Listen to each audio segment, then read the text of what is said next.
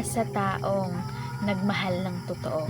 Yung hindi naglaro at hindi nagkulang, kundi yung buong puso binigay kahit ang kapalit ay sobrang masakit na. Para sa'yo to.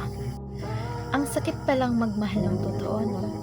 Yung binigay mo na lahat, oras, tiwala, pagmamahal. Pero sa huli, ikaw pa rin yung nasaktan. Minahal mo siya ng buong puso kahit ilang beses kang nasaktan.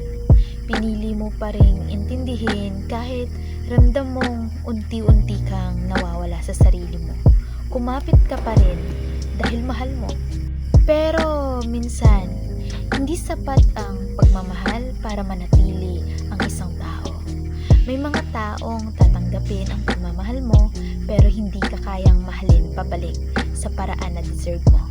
Doon mo marirealize na ang pinakamahirap pala ay hindi yung iniwan ka niya, kundi yung naiwan kang puno ng tanong.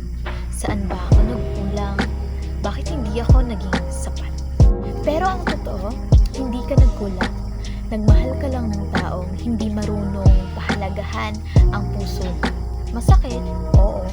Pero balang araw, maiintindihan mo rin na may mga taong dumadaan lang para turuan tayong maging matatag.